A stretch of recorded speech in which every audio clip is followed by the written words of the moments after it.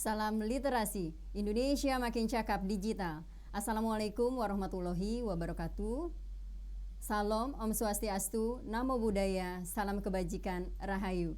Senang sekali rasanya bisa berjumpa dengan Anda kembali dalam webinar Gerakan Literasi Digital 2021 untuk wilayah Nias Utara, Sumatera Utara di kesempatan hari ini Selasa 22 Juni 2021 bersama saya Rupiana Sari selaku pembawa acara sekaligus moderator yang akan memandu acara ini sampai dengan selesai. Selamat siang, tentunya Anda masih semangat untuk mengikuti acara ini dan tidak lupa juga kami ingatkan untuk Anda semua agar tetap menerapkan protokol kesehatan, tentunya tetap menggunakan masker, menjaga jarak, mencuci tangan setelah beraktivitas, dan juga menjauhi kerumunan. Semoga kita semua dalam keadaan sehat walafiat. Amin ya robbal alamin. Tidak lupa juga kami akan memberi salam dulu terlebih dahulu selamat siang kepada yang terhormat dan kami banggakan Bapak Samuel A. Pangarepan, Dirjen Aptika Kementerian Kominfo.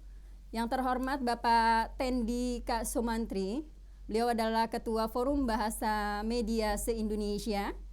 Yang terhormat Bapak Dr. Andes Haji Sri Satata MM, beliau adalah kontributor Puskur, Puspendik, Pustekom, Kemendikbud, akademisi. Yang terhormat Bapak Dr. Haji Burhanuddin SAG, MPD, beliau adalah Ketua Perti Sumut, Ketua FKM Sumut. Yang terhormat Bapak Mansyurman Waruwu MM, beliau adalah Kadis Perpustakaan dan Arsip Nias Utara. Dan tidak lupa juga yang terhormat Ibu Suci Mentari, Key Opinion Leader kita, seorang jurnalis dan juga owner @cigu.id. Ya baik, untuk para peserta webinar juga pastinya Anda tetap mengikuti acara ini sampai dengan selesai. Baik Bapak Ibu dan peserta webinar seluruh Indonesia, semoga masih tetap semangat untuk mengikuti acara ini yang diselenggarakan oleh Kementerian Komunikasi dan Informatika Republik Indonesia. Alhamdulillah, meskipun di tengah suasana pandemi COVID-19, kita masih bisa bersua dalam kondisi daring untuk kembali mendapatkan banyak insight tentang bagaimana kita sebagai pemuda Indonesia agar lebih cakap dan lebih bijak dalam menggunakan teknologi digital. Dan kali ini juga kita akan membahas tentang multikulturalisme dalam ruang digital. Tapi baik semuanya, sebelum kita melangkah lebih lanjut, baiknya kita berdoa terlebih dahulu sesuai dengan agama dan kepercayaan masing-masing. Berdoa dimulai.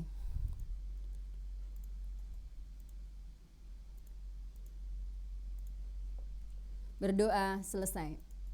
Baik hadirin yang kami hormati, selanjutnya kita menyanyikan lagu Indonesia Raya.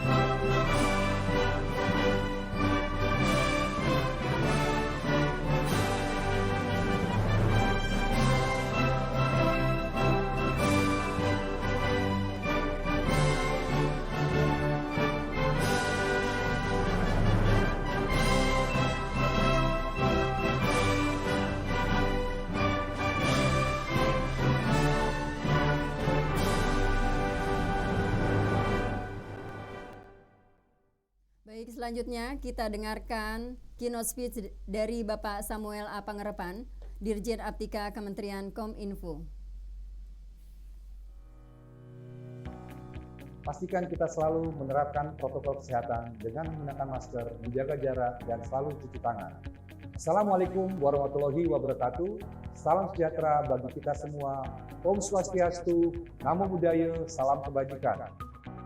Rekan-rekan yang saya hormati, puji syukur kita panjatkan kehadiran Tuhan Yang Maha Esa. Atas berkat dan rahmat-Nya, kita dapat berkumpul secara virtual dalam keadaan sehat di tengah situasi pandemi COVID-19. Semoga kita semua senantiasa dilimpahi dengan kesehatan dan damai sejahtera dalam upaya kita melawan pandemi COVID-19. Menjadi kebanggaan tersendiri bagi saya untuk membuka acara ini, di mana acara ini merupakan sebuah kegiatan yang diadakan oleh Kementerian Kominfo bekerja sama dengan Cyber Kreasi di bawah kerangka program literasi digital. Sebagaimana yang telah kita ketahui bersama, kehadiran pandemi dan pesatnya perkembangan teknologi telah mengubah cara kita beraktivitas dan bekerja. Kehadiran teknologi sebagai bagian dari kehidupan masyarakat inilah yang semakin mempertegas bahwa kita sedang menghadapi era disrupsi teknologi. Untuk menghadapi hal tersebut, kita semua harus mempercepat kerjasama kita dalam mewujudkan agenda transformasi digital Indonesia. Rekan sekalian yang berbahagia, salah satu pilar penting dalam mendukung terwujudnya agenda transformasi digital adalah menciptakan masyarakat digital di mana kemampuan literasi digital masyarakat memegang peranan penting di dalamnya. Sebagai tingkat paling dasar, kemampuan literasi digital merupakan kemampuan yang paling krusial dalam menghadapi perkembangan teknologi saat ini untuk mewujudkan masyarakat Indonesia yang tidak hanya mengenal teknologi, namun juga cermat dalam menggunakannya. Pada tahun 2020, Kementerian Kominfo bersama Kata Data melakukan survei status literasi digital nasional, mengacu pada kerangka literasi digital milik UNESCO. Kajian tersebut menunjukkan bahwa indeks literasi digital Indonesia ada pada angka 3,47 dari skala 1 sampai 4.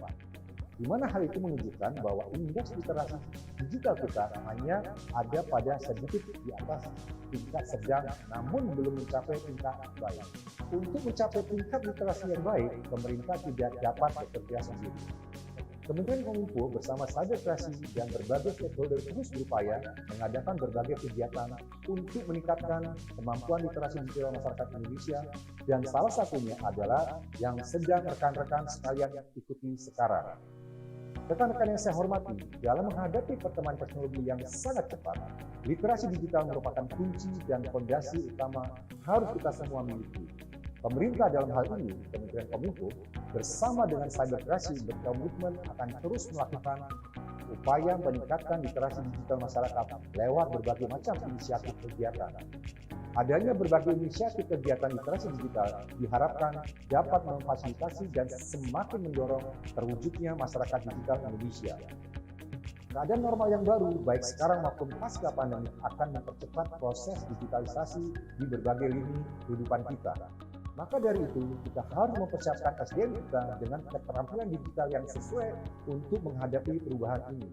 Akhir kata, mari kita membawa perubahan positif untuk Indonesia yang lebih baik. Kita ciptakan inovasi-inovasi berkualitas dengan mengembangkan talenta dan memaksimalkan potensi masyarakat digital Indonesia. Bersama kita dapat melalui pandemi dengan menjadi lebih baik dari masa sebelumnya. Demikian sambutan yang dapat saya sampaikan. Selamat mengikuti kegiatan, tetap semangat, dan salam literasi digital. Wassalamualaikum warahmatullahi wabarakatuh. Om Santi Santi Santi Om.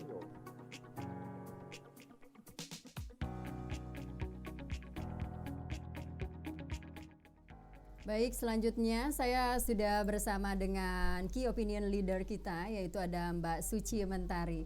Selamat siang, Mbak. Selamat siang, Mbak Suci. Mbak. Apa kabar nih? Baik, kita ketemu lagi ya. Oke, sedang sibuk apa Mbak siang ini? Lagi di kantor sih hari ini. Lagi di kantor. Bagaimana perkembangan aplikasi daring yang Anda gunakan? Sudah mulai bertambah followernya? Alhamdulillah masih terus growth, masih terus berkembang, masih ramai. Masih ramai ya. Dan bisa diceritakan nggak nih pengalaman-pengalaman Anda selama ini menggunakan media sosial? Kalau pengalaman pakai sosmed banyak banget, terutama untuk bisnis, karena sekarang aku pakai sosmed concernnya untuk bisnis. Pengalamannya banyak banget, jualan jadi lebih gampang, terus cari informasi juga jadi lebih gampang, pokoknya segala sesuatunya jadi lebih gampang karena sudah digitalisasi semuanya. Tapi mungkin banyak tantangannya juga karena banyak yang dipelajari, salah satunya yaitu yang kita sering bahas, literasi digitalnya. Oke. Sejauh ini apa perkembangan pembeli lebih banyak juga ya Mbak ya dengan adanya media digital ini ya? Iya, udah jelas lebih gampang cari market. Market ya. Oke, baik Mbak. Nanti kita lanjutkan kembali bincang-bincang kita ya sebelum closing. Dan terima kasih Mbak, selamat beraktivitas.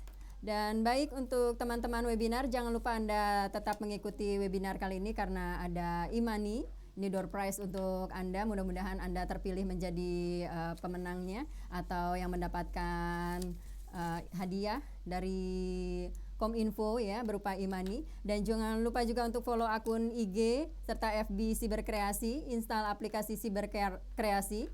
Tonton video-video makin cakap digital dengan beragam tema di YouTube Siberkreasi. Baik, sebelum saya kembali memanggil para narasumber, saya akan membacakan terlebih dahulu tata tertib untuk hari ini, terutama untuk para peserta. Peserta sudah dapat bergabung Zoom meeting 30 menit sebelum acara dimulai. Dan demi keamanan bersama, peserta yang diizinkan masuk ruang webinar adalah peserta yang sudah mendaftar melalui link pendaftaran. Sebagai wujud ketertiban, peserta harus menyesuaikan nama akun Zoom dengan format nama peserta _ nama instansi. Peserta diharapkan untuk mematikan mikrofon dan menyalakan kamera atau on cam selama acara berlangsung. Apabila ingin menyampaikan pertanyaan pada sesi tanya jawab, silahkan mengaktifkan fitur raise hand. Lalu ketika dipersilahkan oleh moderator, boleh untuk menyalakan mic dan mengajukan pertanyaan atau bisa melalui fitur chat yang tersedia pada webinar dengan format nama, nomor HP, pertanyaannya di apa dan ditujukan kepada siapa. Peserta diharapkan mengikuti seluruh rangkaian acara dengan hikmat dan juga tertib. Seluruh rangkaian acara ini akan direkam dan disimpan oleh panitia sebagai bentuk pertanggungjawaban. Baik, selamat siang peserta webinar yang baru saja bergabung dan tetap ikuti webinar ini sampai dengan selesai. Kita langsung simak dan dengarkan paparan dari para narasumber kita yang sudah hadir di kesempatan hari ini.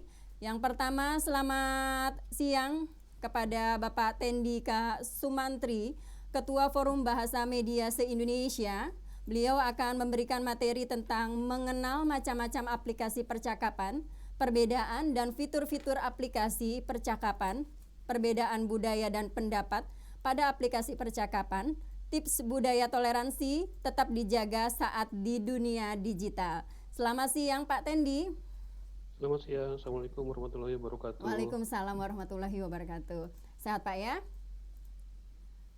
Siap dengan materinya ya Pak ya? Insya Allah. Silakan Pak. Ya, terima kasih Mbak Rupiana. Ya. Selamat siang buat teman-teman semua. Assalamualaikum warahmatullahi wabarakatuh.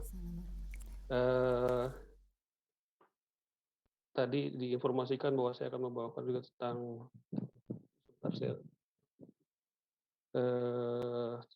menceritakan tentang fitur-fitur dan sebagainya. Saya pikir saya tidak akan bercerita banyak tentang fitur-fitur karena saya kira apalagi untuk digital media, karena pasti teman-teman mahasiswa dan semua ini sudah bahkan lebih tahu dari saya mungkin ya. Jadi nanti kita akan bahas hal-hal yang justru akan bagaimana kita membuat konten-konten yang justru seharusnya membuat kita bisa lebih toleran ya, lebih sesuai dengan tema hari ini. Sebentar saya coba share. Baik. Halo. Assalamualaikum. Assalamualaikum. Waalaikumsalam. Oh, ini mohon maaf baru ini ada gangguan tadi, baru ada suara. Jadi ini dari Kabupaten Utara. Saya Mansurman Marugu dari Kepala Dinas Perpustakaan. Oke, terima kasih. Baik Bapak, silakan dilanjutkan. Baik. Pertama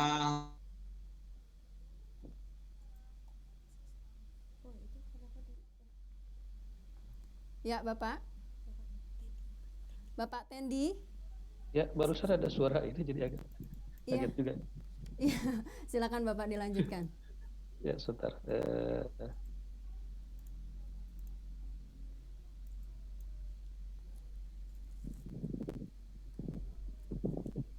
Saya belum bisa share ini ya.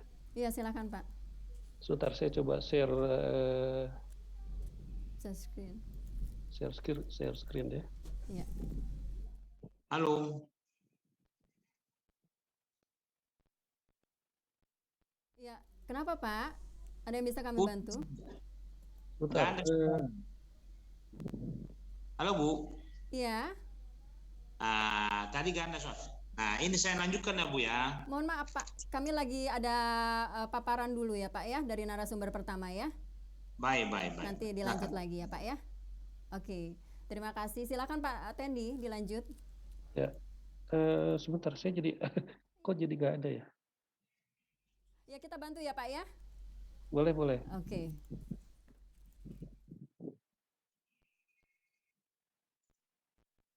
Oke.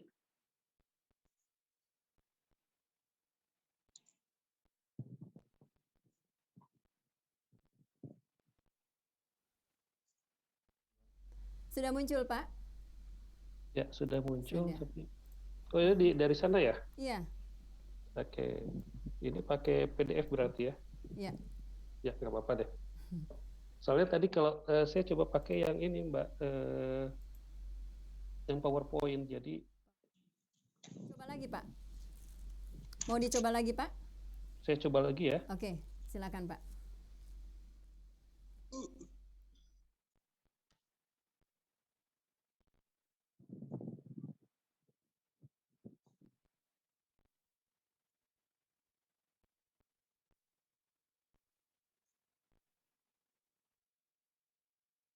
Saya nyerah deh, Bu. Nggak ada nih, nggak kelihatan. Bantu kelihatan. ya Pak ya. Kami bantu lagi ya Pak ya. Oke. Sebentar Pak, ditunggu. Ya. Gimana Pak, sudah terlihat? Ya, terlihat. Terlihat. Oke, silakan Pak. Silakan Pak. Boleh langsung di saja. Jadi kita kan bicara tentang saya coba perkembangan aplikasi percakapan digital ya. Yang pertama, kemudian perbedaan budaya dan pendapat pada aplikasi percakapan. Jadi tadi kalau tadi yang pertama disebutkan bahwa kita akan bicara soal fitur-fitur dan sebagainya, terus terang saya akan menyerah kalau soal fitur-fitur karena terlalu banyak aplikasi percakapan digital saat ini ya, dan itu perubahannya begitu cepat begitu ini, sehingga agak sulit kalau memang kita akan bahas satu persatu, waktunya pun akan tentu tidak akan cukup. Mohon dilanjut. Ya, ini hanya ilustrasi bahwa sebetulnya teknologi untuk aplikasi percakapan ini sudah menjadi angan-angan sejak 65 atau 1965 ini. Kita bisa lihat dari jejak di film ada Lost in Space. Mungkin teman-teman mahasiswa di sini akan tahu nih ada film Lost in Space dulu ya, tahun 1965. Itu bersamaan dengan Star Trek dulu 1965 juga. Di situ sudah ada angan-angan atau ya mimpi bahwa orang akan bisa berbicara dengan berbeda tempat. Jadi ada layar, kemudian mereka berbicara seperti dengan monitor lewat satu monitor komputer. Nah, jadi artinya bahwa kejadian saat ini, kondisi saat ini itu sudah ada dalam angan-angan manusia sejak tahun 65 bahkan sebelumnya, karena film-film ini juga diangkat dari novel-novel dan cerita jauh dari sebelumnya, tahun-tahun sebelumnya, dari 1800-an bahkan. Lanjut mungkin Mbak. Nah,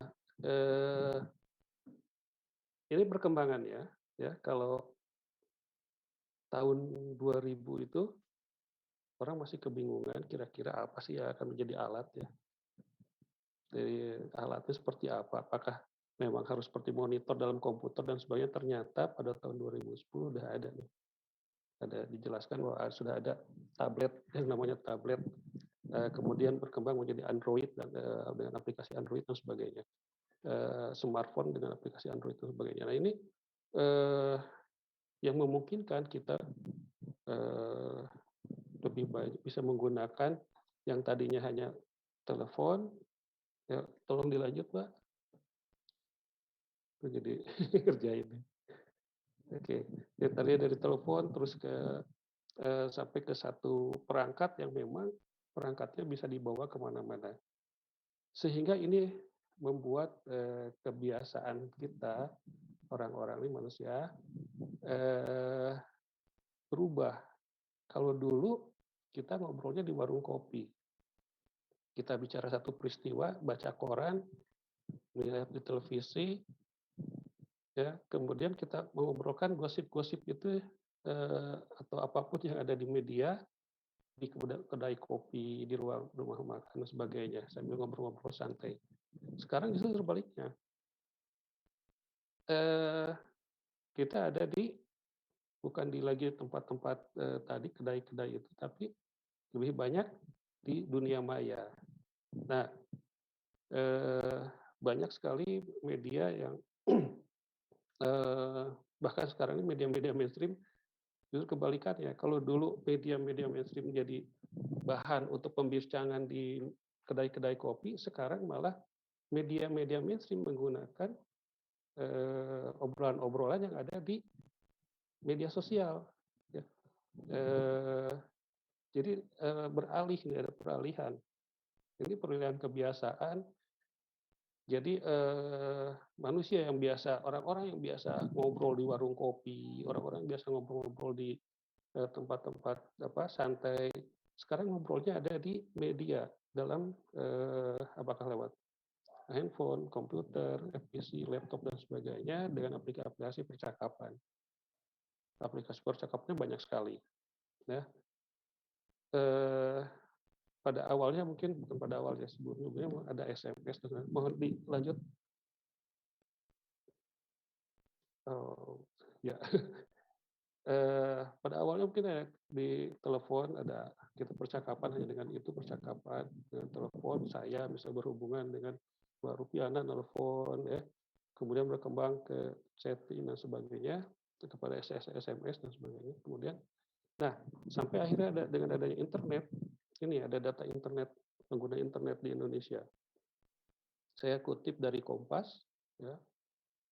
Jadi saya coba garis bawahi yang 170 juta orang Indonesia adalah pengguna aktif media sosial. Ya. Rata-rata menghabiskan waktu 3 jam 14 menit dalam platform jejaring media sosial. Ya, dan coba lihat pengguna internet Indonesia usia 16 sampai 64 tahun. Jadi buat saya sudah kemajuan yang tahun 2000-an, mohon maaf, tahun 2000 awal itu usia seperti 64 tahun, 50 tahun ke atas itu masih agak kerepotan untuk menggunakan internet. Jangankan bermain-main dengan di media sosial, ya. Sekadar untuk menggunakan email saja masih kebingungan. Ya. Sekarang setelah ada Android dan smartphone, itu orang-orang yang sampai usia 64 tahun masih bisa menggunakan internet. Mohon dilanjut. Iya. Nah, saking penuhnya, saya analogikan bahwa kondisi media digital di Indonesia itu seperti ini. Ya, lalu lintasnya kalau jalan raya itu sebagai bandwidth dan sebagainya. Nah, kendaraan-kendaraan ini yang adalah media-medianya itu. Setiap orang punya media, setiap orang punya alat, ya. Ada yang katakan ada yang pakai mobil, ada yang alatnya pakai bus, ada yang pakai seperti sepeda, ada sepeda motor. dan semuanya tumpah ruah dalam satu jalan, dalam satu bandwidth itu. Nah, ini kalau tidak diatur, ya tentunya tidak ada jalur-jalurnya yang mungkin akan semakin semrawut seperti itu ya. Lanjut, Mbak. Nah, ini tadi yang saya gambarkan ya. Jadi begitu banyaknya alat yang muncul, kemudian begitu banyaknya manusia yang menggunakan, begitu banyaknya orang yang menggunakan media sebagai alat percakapan. Jadi sudah tidak lagi ini. Kalau tadi saya gambarkan misalnya ada pertamanya telepon, dari telepon biasa yang lama itu hanya dengan suara saja, kemudian naik ke ada mobile phone atau HP, kita sebut HP di sini, ada suara dan teks kayak SMS ya. Naik lagi ada suara, teks dan gambar, walaupun waktu saat itu masih gambarnya pakai Java dan sebagainya, jadi hanya foto pun masih belum jelas ya, belum tajam. Nah, kemudian naik lagi ke suara, teks, gambar, dan video. Ini alatnya. Jadi kita sudah pakai fitur-fiturnya sudah semakin lengkap nih. Sudah ada bisa video. Nah, itu digabung dengan internet, dengan jaringan internet yang sekarang lebih mudah, bahkan bisa sebut lebih murah. Tahun 2000-an aja masih susah internet. Ya. Bandwidth sangat terbatas. Kemudian jaringan-jaringan pun masih sedikit yang buka. Kalau kita sekarang udah banyak sekali. Provider sudah cukup banyak. Jadi tahun 2000-an tuh kalau tidak salah kita masih menggunakan untuk chatting itu masih menggunakan komputer. Ya, masih ada Yahoo Messenger, ICQ, banyak, ada beberapa lagi, masih banyak ya. Tapi itu terbatas pada komputer. Ya. Biasanya banyak orang nongkrong di warnet hanya untuk chatting. Itu tahun awal-awal 2000 ya. Belum ada smartphone. Mungkin baru muncul ke aplikasi percakapan yang ini adalah ketika ada Android BlackBerry ya, dengan adanya BlackBerry Messenger. Dilanjut.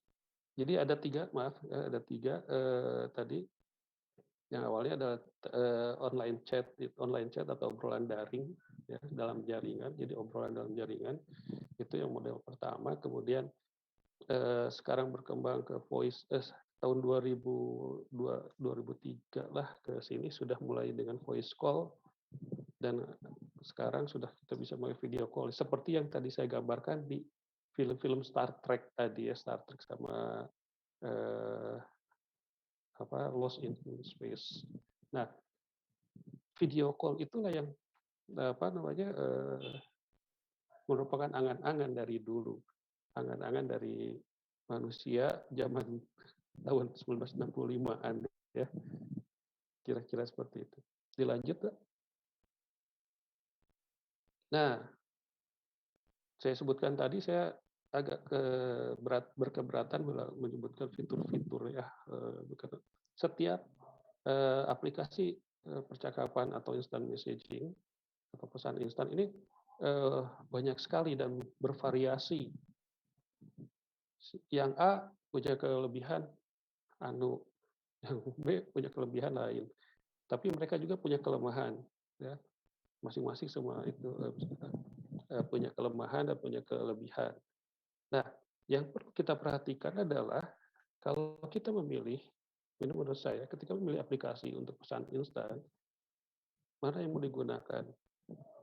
Generasi seperti saya mungkin masih senang dengan menggunakan WhatsApp misalnya.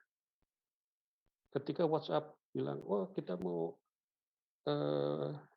membuat sesuatu, ada yang, aduh bahaya nggak ya, dan sebagainya. Jangan-jangan nanti data kita diambil dan sebagainya. Jangan-jangan data kita dicuri. Nah, yang perlu kita perhatikan pertama adalah keamanannya. biasanya ada di disclaimer-nya, ya kita lihat kalau itu dari alat. Sekarang ini biasanya kalau anak-anak muda memilih dari variasinya ada apa, fitur apa saja sih. Kok tiba-tiba ada TikTok dengan fitur sebagai fitur bisa nyanyi dan sebagainya. Ada fitur mengubah wajah, face app dan sebagainya. Biasanya mencarinya di variasi. Kemudian ada kemudahan. Masalah keamanan kadang lupa ya. Padahal yang pertama menurut saya adalah keamanan dulu. Masalah mudah dan variasi itu semacam bonus ya. Bahwa ini jadi pertimbangan betul ya kalau kita memilih aplikasi, tapi terutama adalah masalah keamanan. Nah, di masalah keamanan itu ada alat, ada penggunanya ya. Masalah di alat tentunya setiap alat akan berbeda-beda, setiap alat akan punya kelebihan seperti saya katakan tadi, seperti juga aplikasi ada kelebihan, ada kekurangannya. Tapi yang sering jadi masalah adalah di manusianya. Dilanjut, Mbak. Nah, mengapa perbedaan pendapat terjadi? Jadi, tadi saya bilang bahwa masalah pertama adalah di manusia. Ya. Kalau alat, apapun alatnya, apapun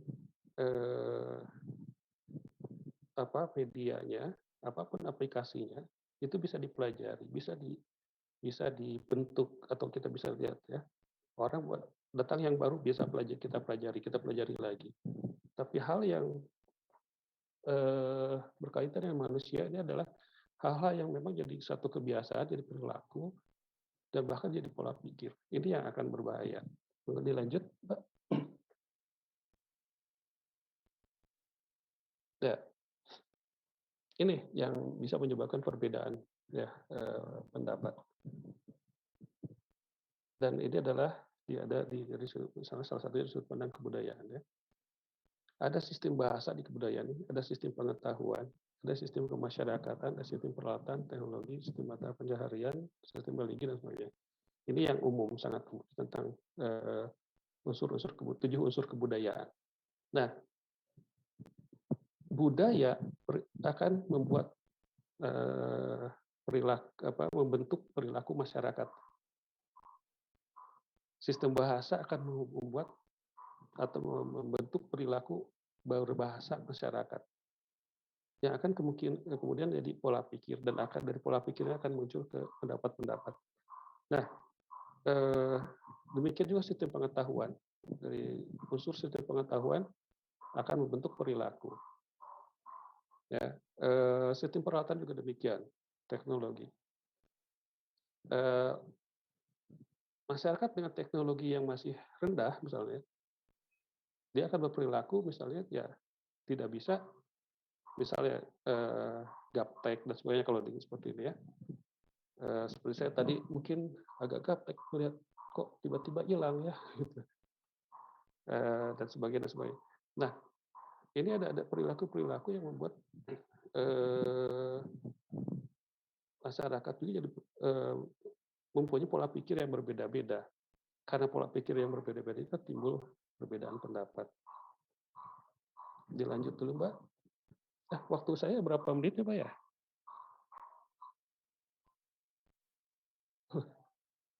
Oke, saya lanjut. Ya, Pak, waktunya 5 menit lagi, silahkan dilanjutkan. Oh, 5 menit lagi. Iya. Ya, nah,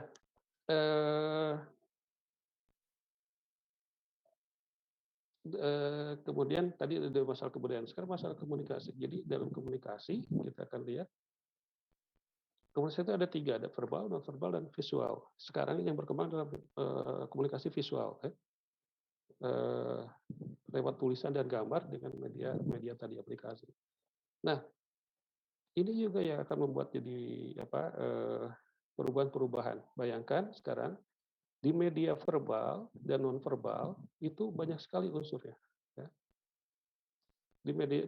Di komunikasi verbal ada bahasa lisan, yang menggunakan bahasa lisan itu ada yang sangat menentukan misal volume dan ada suara, tata kalimat dan sebagainya. Di non verbal itu ada bahasa tubuh, postur, gestur, konteks dan sebagainya. Kemudian ada ekspresi, ada bahasa isyarat ya. Ini yang akan ini. Nah itu sekarang tuh harus tercermin dalam komunikasi visual yang sekarang muncul dengan tulisan dan gambar, baik gambar baik berupa gambar berupa video maupun gambar grafis dan sebagainya. Juga tulisan. Bagaimana tulisan harus mengekspresikan orang yang sedang sedih? Bagaimana tulisan mengekspresikan orang yang sedang marah dan sebagainya dan sebagainya. Nah, di sini muncul ya akhirnya ketika ada kemarahan, ketika ada apa yang muncul, ya misalnya ada apa namanya ujaran kebencian muncul, kata-kata yang kasar dan sebagainya. Nah, digabungkan dengan budaya tadi. Tadi lanjut, Mbak. Jadi bisa muncul hal-hal yang kesalahpahaman. Salah satu contoh ini ya, saya contoh pada sistem bahasa di budaya. Tadi ada sistem pengetahuan, sistem teknologi dan sebagainya, religi ya. Nah, saya contohkan sistem bahasa aja deh yang mudah dan memang berada di media. Ya, dalam sistem bahasa itu ada kata itu punya makna yang tekstual, ada yang kontekstual. Tekstual itu maknanya denotatif, seperti di kamus. Ya. Sementara kontekstual itu ada yang situasional, ada yang lokasi, sesuai dengan lokasinya, sesuai dengan konotasi, dan sesuai dengan konotasi dari masyarakat. Dilanjut, ini masih contoh pada sistem bahasa. Ya, saya contohkan ada kata halal dan haram. Secara tekstual, halal itu berarti boleh, haram bisa berarti dilarang. Maknanya seperti itu, ringan-ringan saja. Kemudian secara kontekstual itu ada misalnya ada wisata halal. Seperti apa sih wisata halal? Oh, wisata yang boleh. Berarti ada wisata yang haram. Nah, ini kontekstual ya.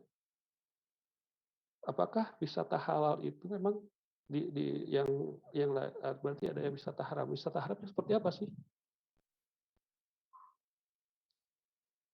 Tentu ada wisata haram tapi tidak bentuk wisata haram tapi tidak tidak dipromosikan ya. Yang haram-haram itu tidak dipromosikan tapi itu wisata juga. Nah, kemudian ini sesuai dengan tadi situasi sekarang lokasi. Di Arab kata halal dan haram itu hal yang biasa. Ya. Orang berjualan misalnya, terus ada yang menawar, ketika diperbolehkan oh, halal. Langsung, maka silahkan, bayar aja udah setuju, sudah halal. Gitu. Nah, atau menawarkan sesuatu halal, boleh, ya seperti gitu kira-kira. Kemudian kalau ada sesuatu yang buat mereka kurang mengena, ya haram, jangan. Nah seperti itu, kata yang biasa. Tapi begitu masuk ke Indonesia, kata halal dan haram itu konteksnya sudah beda lagi, berkaitan dengan agama, ya, berkaitan dengan agama. Yang halal bisa berpahala, ya, kayak tadi dengan yang konteks tadi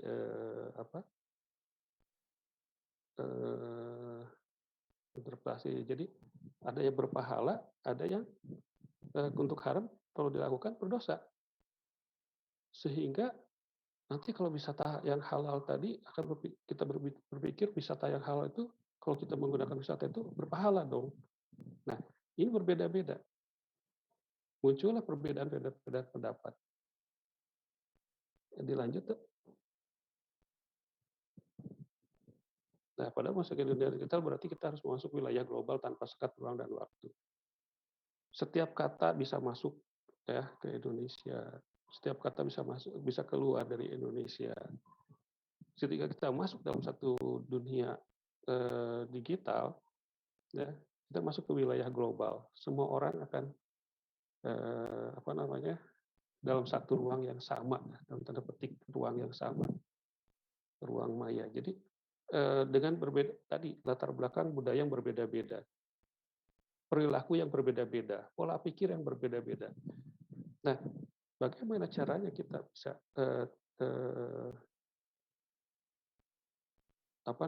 bisa bersama dengan mereka. Ya tentu kita harus memperhatikan apa yang ada di mereka, ya, di lawan bicara kita, misalnya dalam percakapan itu.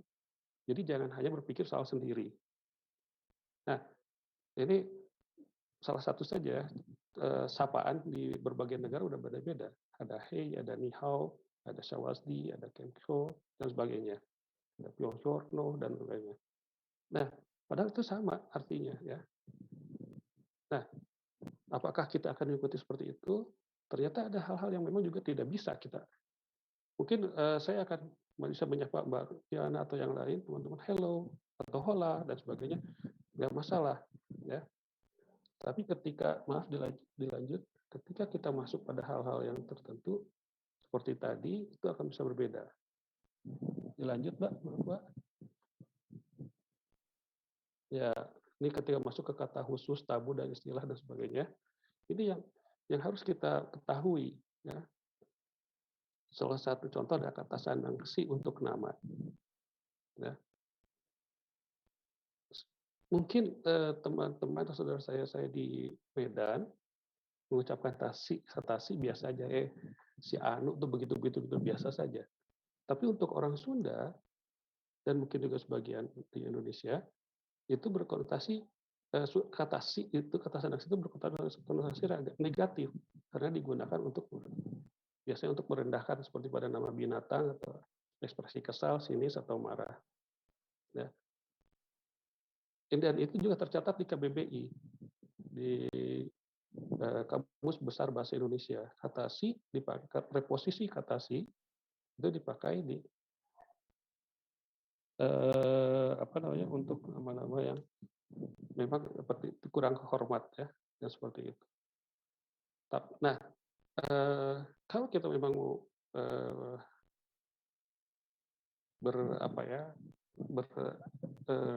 menggunakan kata-kata itu, tolong diperhatikan bahwa ternyata tidak semua kata yang biasa kita gunakan itu akan diterima oleh yang lain.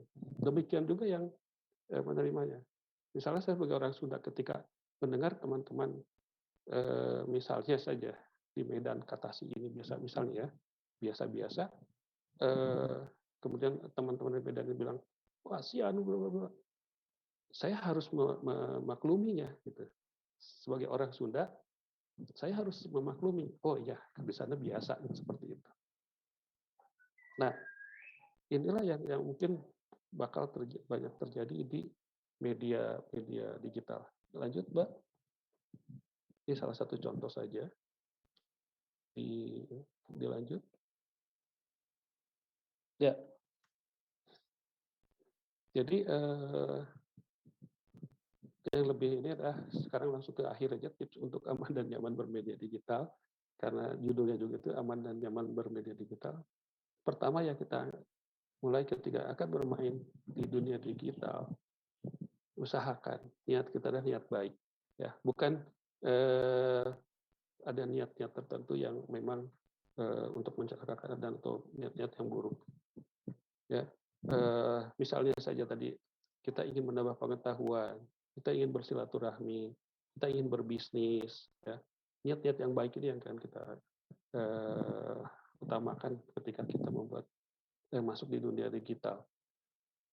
Jadilah seperti lebah yang mengambil yang baik, hal-hal yang baik saja dari bunga, dan tetap memberi manfaat kepada bunga. Itu kalau kita berniat baik.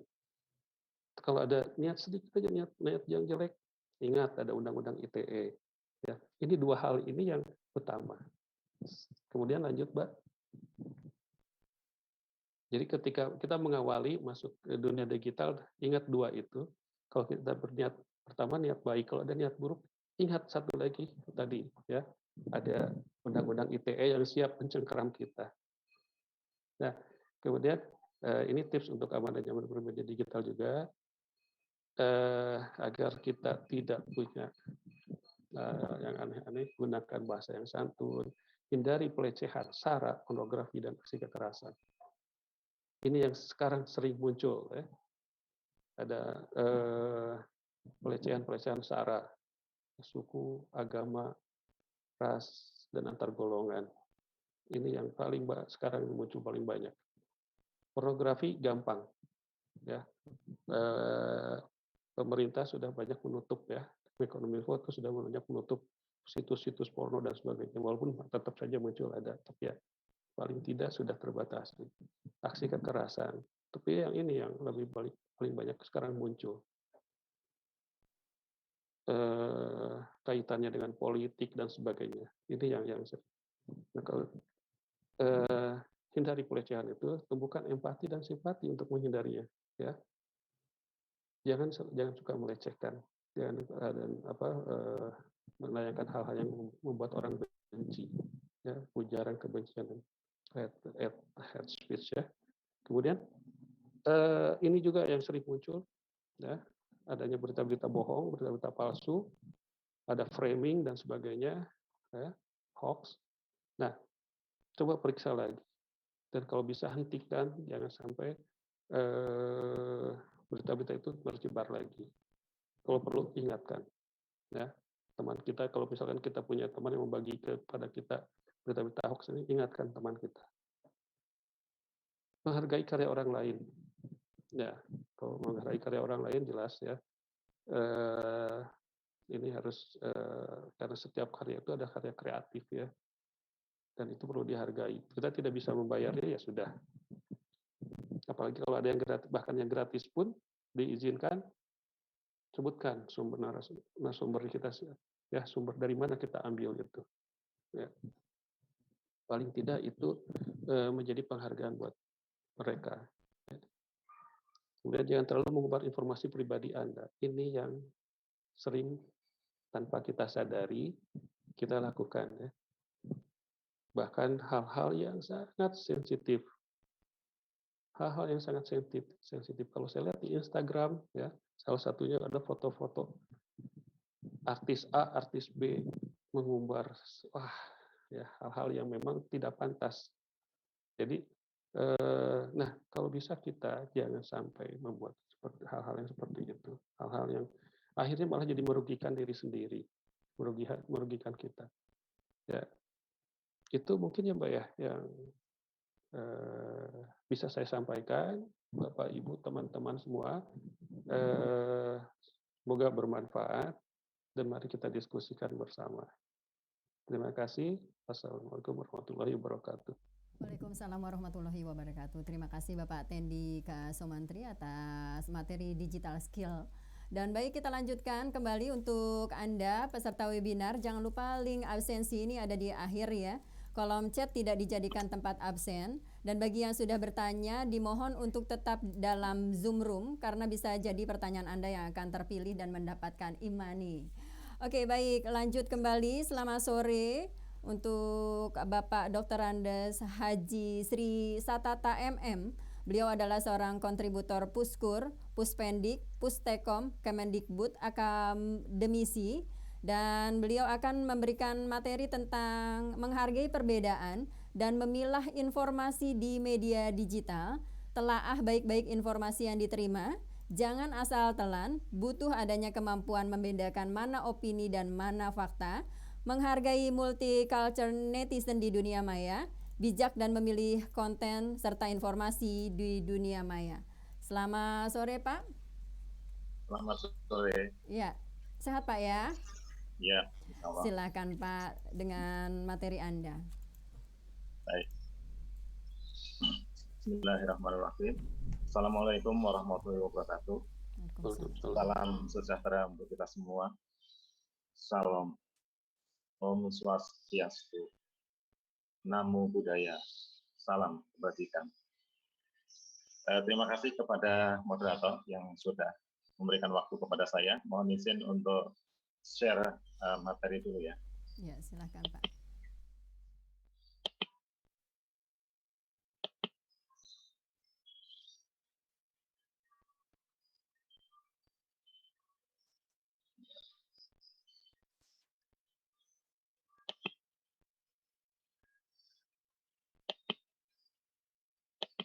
Baik, saya mendapatkan materi di bawah frame digital strategy. Kemudian saya turunkan menjadi internet sehat dan aman.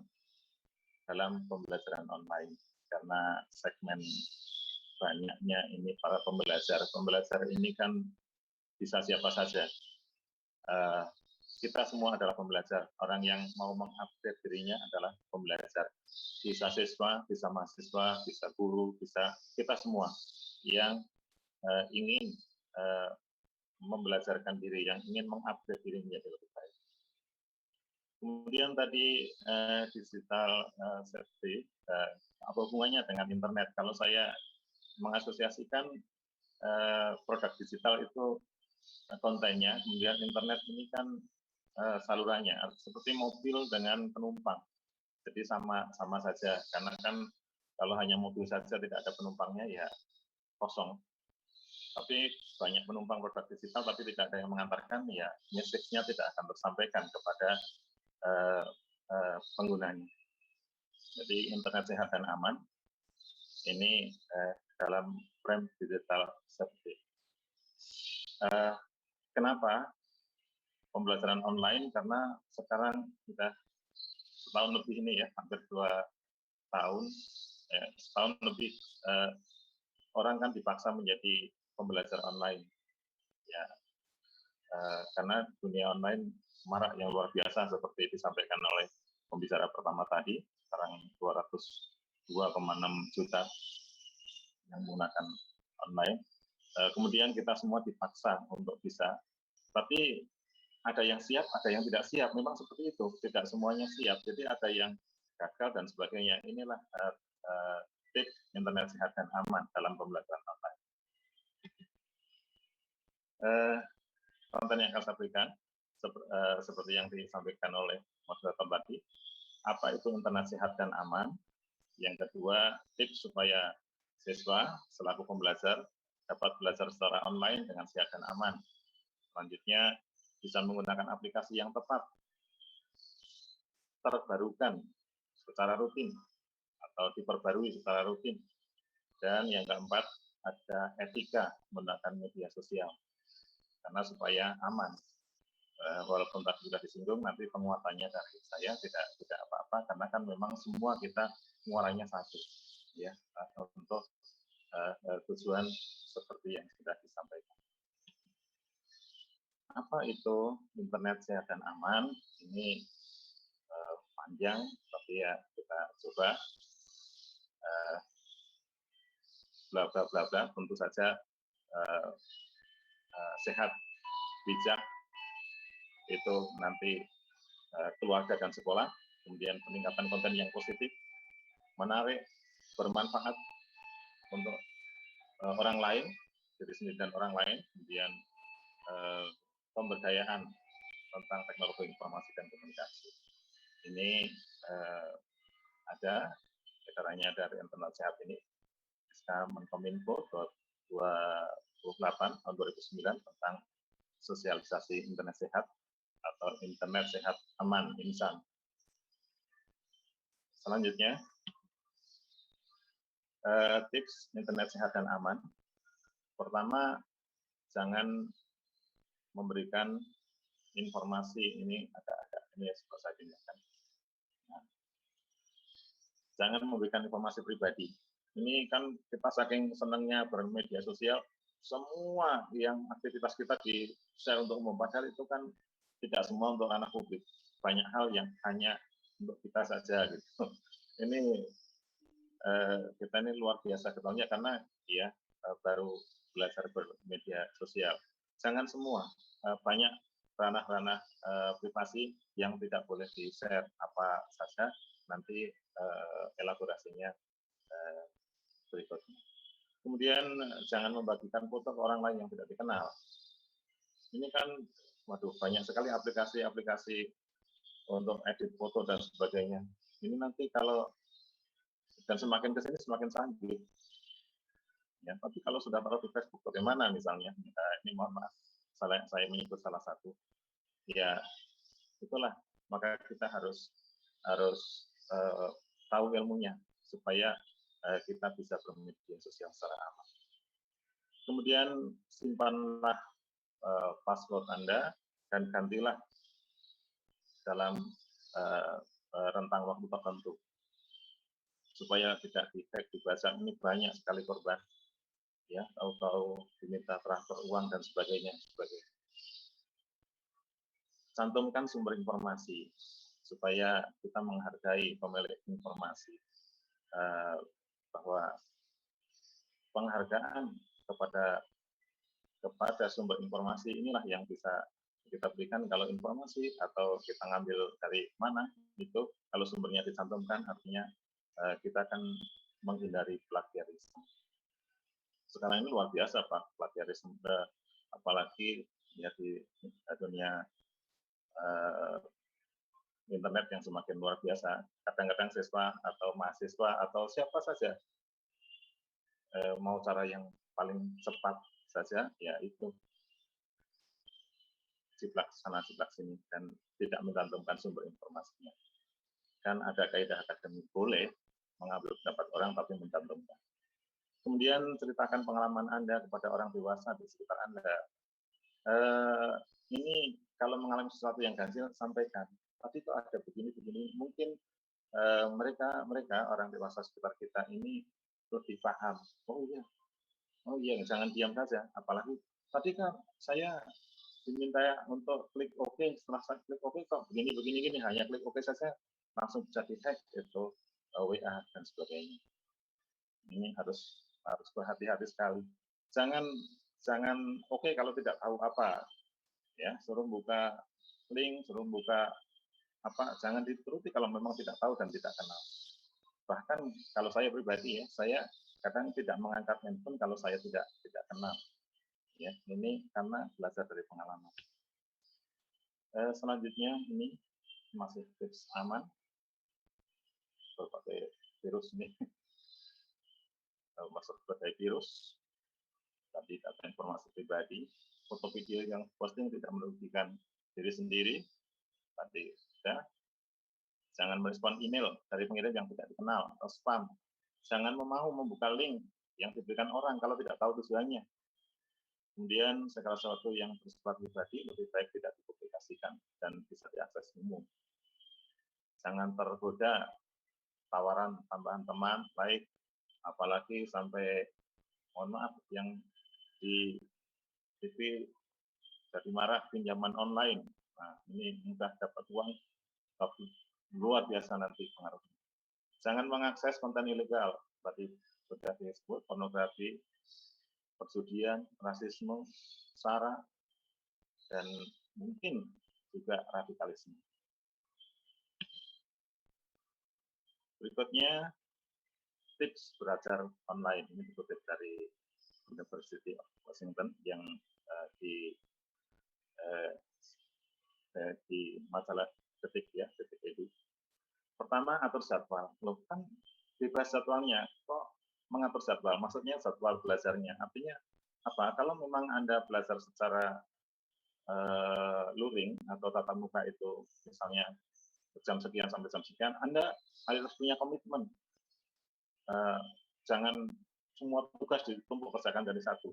Tetap, karena belajar yang teratur itu hasilnya lebih bagus daripada yang tidak teratur, atau belajar yang tersistematis pasti hasilnya lebih baik.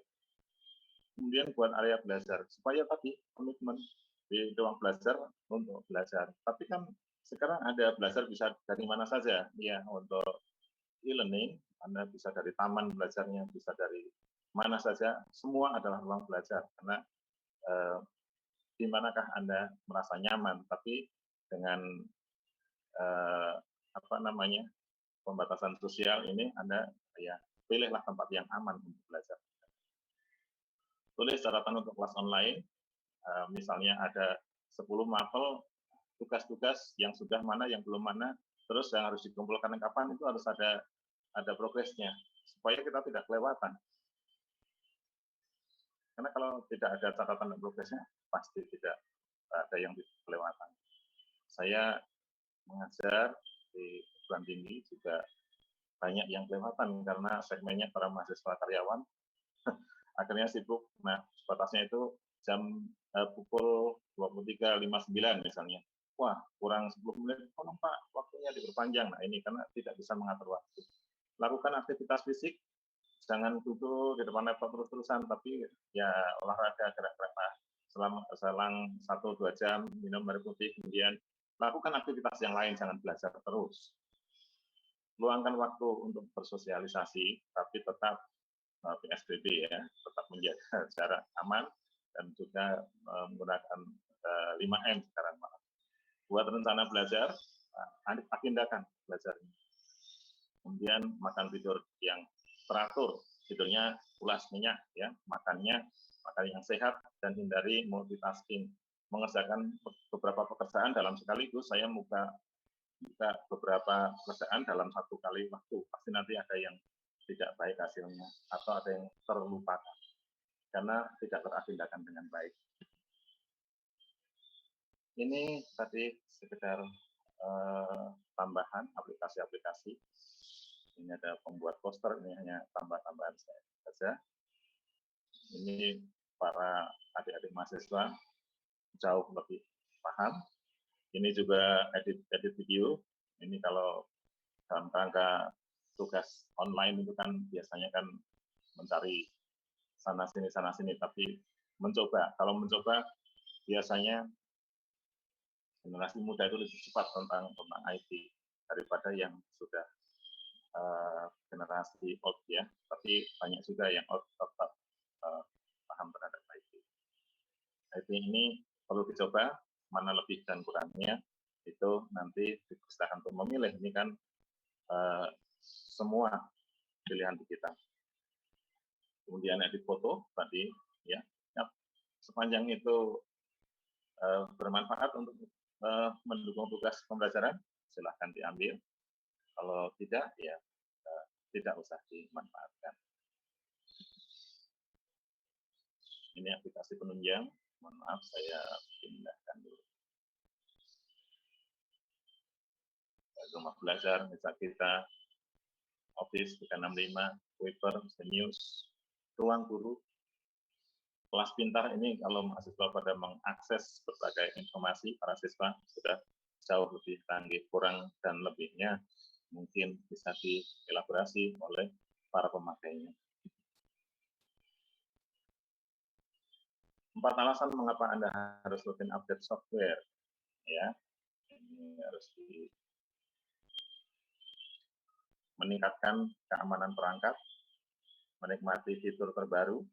Ini kan udah kalau update lama-lama, handphone kita kalau minta update lama-lama nggak diupdate bisa hang ya. Ini kemudian meningkatkan kecepatan tentu, mempercantik tampilan antar muka sistem ya, pasti karena mereka akan menjual aplikasi ya yang harus terbarukan. Ini di terakhir tadi sudah disebut, saya hanya menambahkan sedikit ketika dalam berkomunikasi di media sosial tadi gunakan kata-kata yang santun, hindari sara, pornografi, ini dalam apapun, kemudian kekerasan, termasuk radikalisme, ya. Konfirmasi kebenaran berita, cerdas dalam menerima informasi. Kalau Anda menerima berita dari grup, jangan langsung di-share. Bahkan kadang-kadang tidak membaca pun langsung share, biar dikira alim. Ini isinya agak padahal itu hoax. Ya. Jadi timbang-timbang, adakah manfaatnya untuk orang lain? Apakah beritanya terpercaya? Apakah beritanya tidak menyakiti orang lain? Dan sebagainya, pertimbangan. Kalau sekiranya Anda tidak suka, langsung hapus saja. Tidak usah diributkan, ya, karena di media sosial kita toleran, bahkan toleran terhadap orang lain yang salah sekalipun, tidak usah dimarahin, nanti kita tidak berteman, hapus saja. Tapi kalau memang Anda punya bukti yang kuat bahwa itu hoax, harus konfirmasi supaya tidak disebarkan. Mohon izin Bapak, waktu Anda tinggal 5 menit lagi, silahkan dilanjutkan. Ya, terima kasih. Kemudian menghargai karya orang lain, selalu mencantumkan sumber informasi, apalagi ini kalau hubungannya dengan sesuatu yang bersifat ilmiah, ya. Juga sesuatu misalnya sumber berita, kan harus jelas informasinya dari mana, ya. Jangan-jangan itu berita 3 tahun sebelumnya, tetapi di framing lagi, ya, untuk ini kan kita luar biasa karena memang seperti itulah teknologi termasuk dalam hal ini media digital ya, ada sisi baiknya yang luar biasa, tapi kan kita meminimais sisi negatif atau tidak baiknya. Inilah tugas kita sebagai pembelajar. Saya rasa itu yang bisa saya sampaikan. Terima kasih. Nanti kita elaborasi di dalam forum tanya jawab. Billahi taufiq wal hidayah. Wassalamualaikum warahmatullahi wabarakatuh. Waalaikumsalam warahmatullahi wabarakatuh. Terima kasih Bapak Dr. Andes Haji Sri Satata MM. Beliau adalah seorang kontributor Puskur, Puspendik, Pustekom, Kemendikbud, akademisi yang sudah memberikan materi tentang digital safety. Selanjutnya, kita kembali mendengarkan narasumber yang ketiga, yaitu Bapak Mansur Manwaruwu MM. Beliau adalah seorang Kadis Perpustakaan dan Arsip Nias Utara. Dan materi yang akan diberikan adalah multikulturalisme di dunia digital, batasan dalam berekspresi, toleransi terhadap multikulturalisme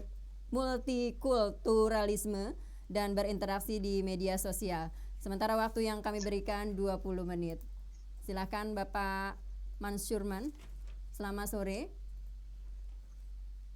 Selamat sore Bapak. Unmute. Bapak, mohon untuk menyalakan kameranya Bapak. Selamat sore Pak. Kita mencoba menghubungi kembali. Bapak, mohon untuk menyalakan kameranya. Suara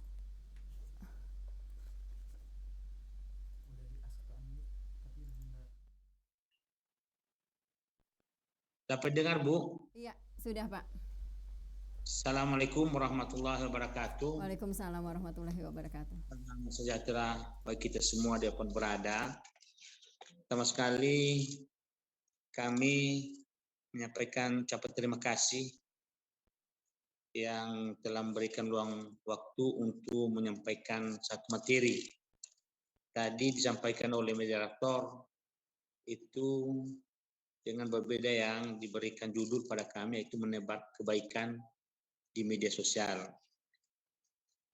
Bapak Ibu yang hormati, berbicara dengan masalah media sosial, tentu tidak asing lagi bagi kita pada saat ini bahwa media sosial merupakan bisa dikategorikan kebutuhan primer dalam kehidupan kita. Karena dengan melalui media sosial bisa kita berkomunikasi dengan jarak jauh, baik dalam bentuk pekerjaan maupun dalam hubungan kekeluargaan.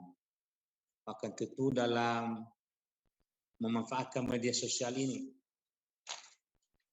banyak hal-hal yang perlu untuk kita perhatikan agar media sosial ini merupakan bermanfaat yang benar, yang tidak merendahkan dan merugikan orang lain. Kita tahu bahwa tadi telah diterangkan sebelumnya, Teddy, bahwa pengguna media sosial pada saat ini lebih kurang 170 juta. Tentu begitu banyak, yang tidak kalah penting dari pusat sampai ke daerah. Tentu di sini ada beberapa macam media sosial yang kita gunakan dalam kehidupan kita.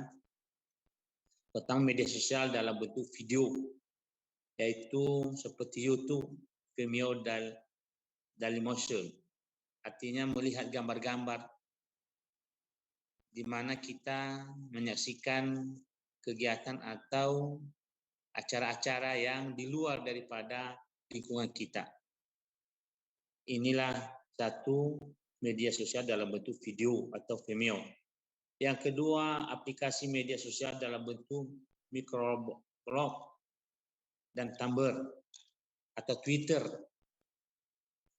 Yang ketiga adalah aplikasi media sosial berbagai jaringan seperti Facebook, Google, dan lain sebagainya. Tentu kita tahu bahwa apa fungsi utama dalam memanfaatkan media sosial ini.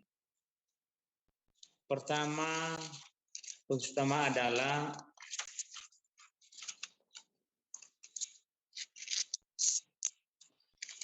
Bu ya. Ya Pak, apakah share screen-nya perlu dibantu?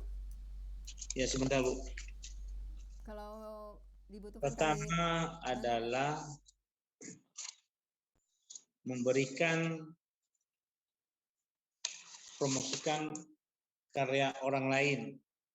Karena dengan media sosial kita bisa membantu, memberikan dukungan, apakah itu kegiatan maupun berupa ungkapan-ungkapan.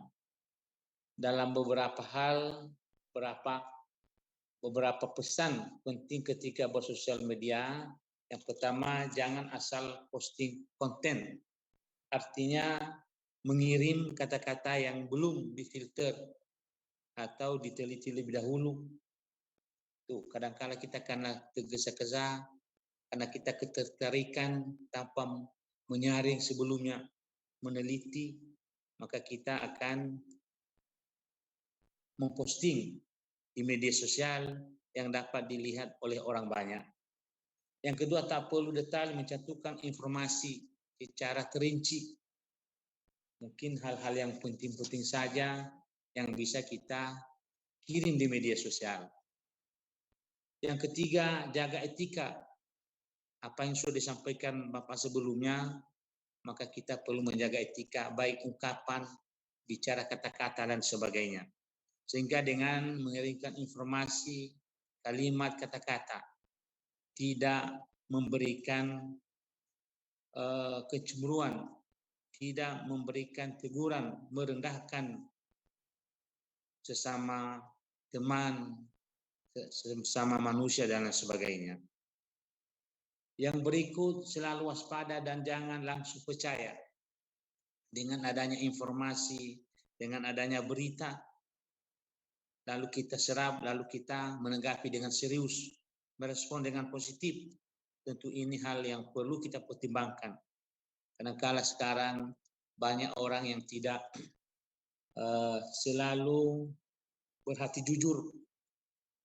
Kadang-kala orang banyak sekali memberikan kata-kata, ungkapan yang selalu membuat emosi, menarik perhatian orang lain untuk selalu berbuat yang kurang baik.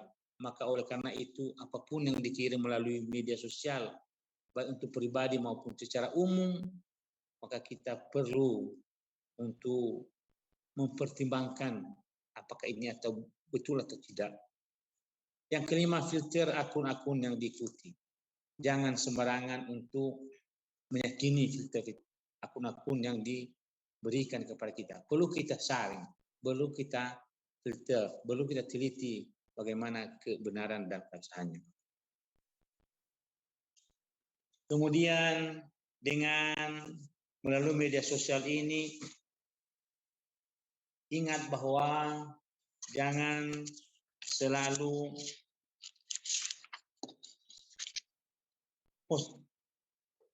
ucapan coba ini adalah posting yang penting, bukan yang penting posting saja. Artinya kita itu sering memberikan postingan-postingan, apakah itu berpengaruh atau tidak, apakah itu bermanfaat atau tidak. Tetapi yang penting adalah memberikan postingan-postingan yang penting, yang dapat bermanfaat baik pada diri kita maupun pada orang lain. Sehingga dengan memanfaatkan media sosial pada saat ini benar-benar memberikan manfaat kepada kita, dalam arti menerima informasi maupun memberikan informasi kepada khalayak dan kepada orang lain. Saya pikir ini saja yang dapat kami sampaikan, tadi sudah diterangkan oleh Bapak sebelumnya. Maka dengan kesimpulan, pertama, dengan media sosial merupakan sarana yang sangat efektif dalam menebar kebaikan. Yang kedua, menebar kebaikan dengan media sosial harus memperhatikan etika dan norma-norma bermedia sosial, sehingga benar-benar mendatangkan kemanfaatan bukan sebaliknya menimbulkan permasalahan. Yang ketiga, menebarkan pesan kebaikan merupakan sebuah kewajiban bagi setiap manusia dan tentu harus dilakukan dengan cara-cara yang arif dan bijaksana, tidak kontrolatif dan tidak diskriminatif dan tidak provokatif. Saya pikir ini yang dapat kami sampaikan, Bu, pada sore hari ini, dan semoga yang ada manfaatnya kepada diri saya utamanya dan kepada seluruh pemirsa yang dapat mendengar cara kami. Demikian, wassalamualaikum warahmatullahi wabarakatuh. Waalaikumsalam warahmatullahi wabarakatuh. Ya, terima kasih untuk Bapak Mansyur Manwaruwu MM, Kadis Perpustakaan dan Arsip Nias Utara. Baik, untuk teman-teman peserta webinar, diingatkan kembali untuk link absensi Anda. Ini di akhir ya, kolom chatnya tidak dijadikan tempat absen. Bagi yang sudah bertanya, dimohon untuk tetap ada di Zoom Room karena bisa jadi pertanyaan Anda yang terpilih untuk mendapatkan e-money. Baik, kita lanjutkan kembali dan selamat sore kepada narasumber selanjutnya yaitu Bapak Wahidin Purba, SPD MHUM. Beliau akan memberikan materi tentang peraturan dan etika digital, Undang-Undang ITE, menyaring dan menyebarkan informasi dan sopan santun dalam berinteraksi. Selamat sore, Pak. Selamat sore, Pak. Iya. Boleh di-unmute dulu, Pak. Audionya tidak terdengar. Selamat sore, Pak. Selamat sore, mohon di-unmute dulu, Pak. Oke. Selamat sore. Selamat sore. Assalamualaikum. Ya, waalaikumsalam warahmatullahi wabarakatuh. Silakan Pak dengan materi Anda. Terima kasih Ibu Moderator. Assalamualaikum warahmatullahi wabarakatuh.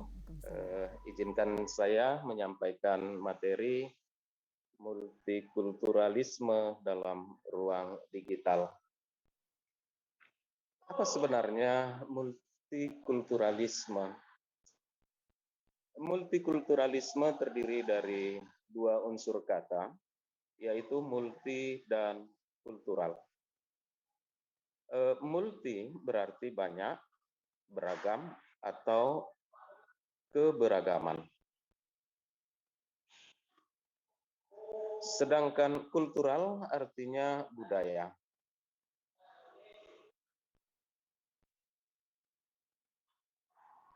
Sebagaimana pembicara sebelumnya telah menyampaikan bahwasannya pengguna internet di Indonesia 98,3%. Nah, ini adalah sangat-sangat perlu kita waspadai secara bersama.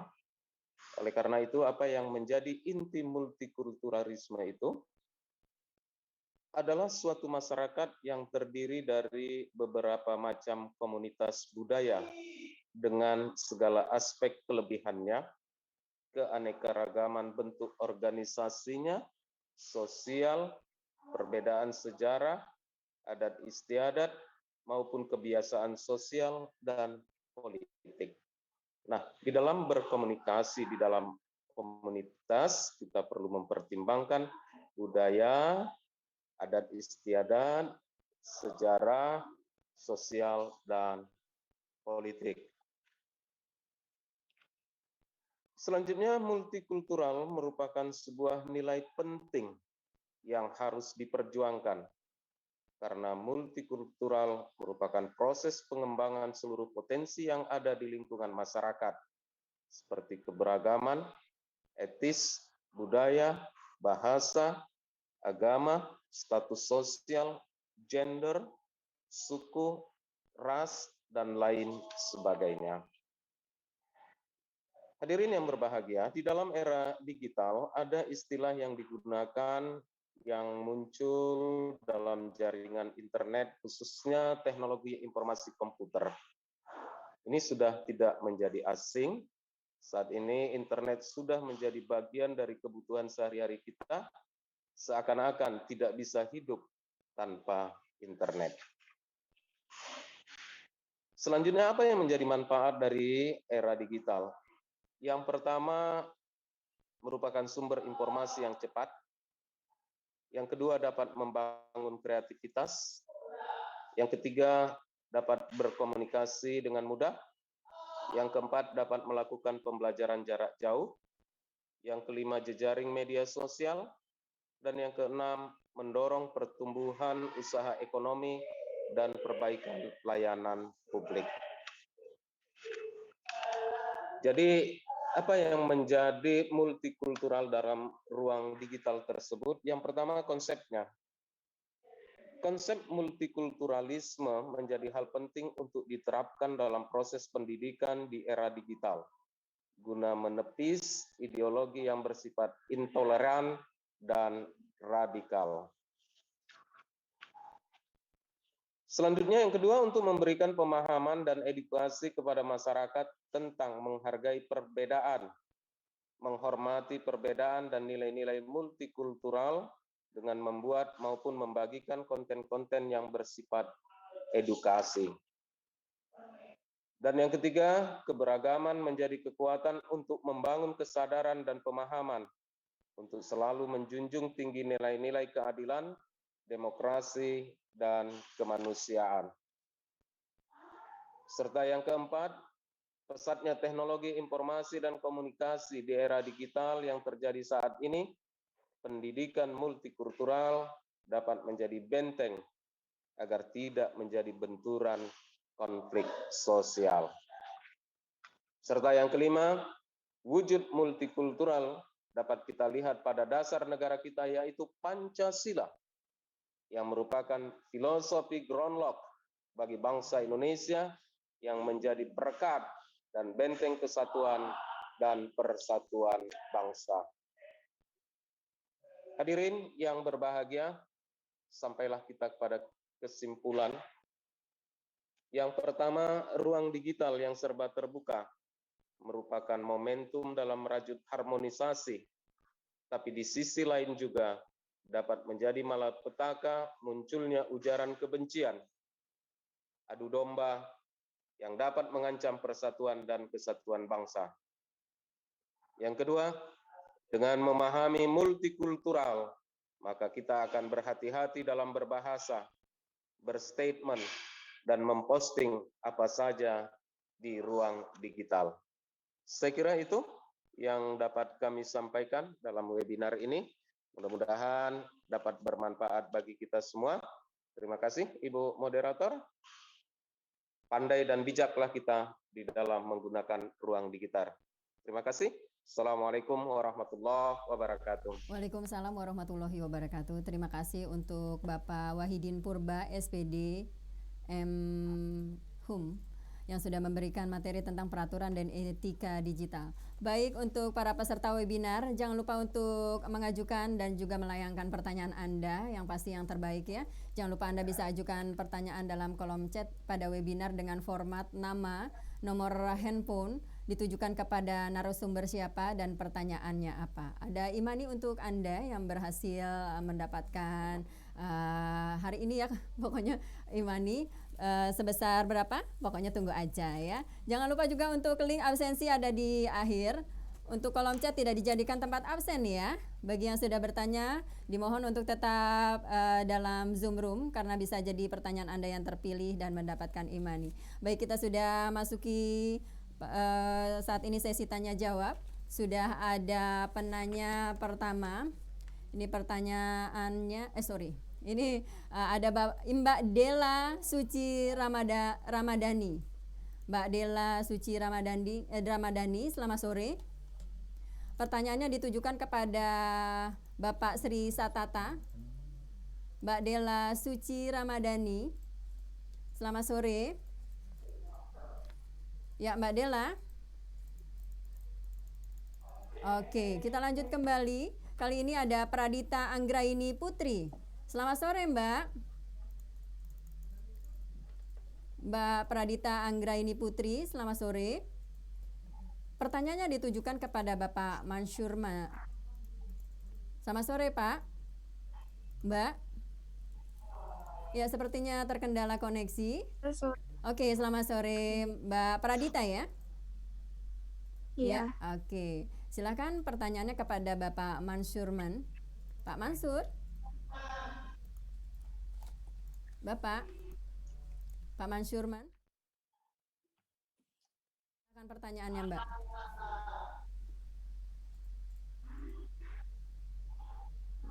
Silakan Mbak Pradita dengan pertanyaannya. Baik. Perkenalkan, nama saya dan Putri. Saya ingin bertanya kepada Bapak Mansurman. Zaman sekarang kan banyak sekali manusia yang memposting hal-hal yang tidak penting, hoax atau tuduhan yang menyakiti hati orang lain. Bagaimana menurut Bapak cara menanggapi hal-hal seperti itu? Terima kasih. Oke. Ya, ini pertanyaannya adalah bagaimana menurut Bapak tentang banyaknya masyarakat yang memposting hal-hal tidak penting atau hoax dan tuduhan yang menyakiti orang lain. Silakan Pak dengan jawabannya. Ya. Pak, audionya.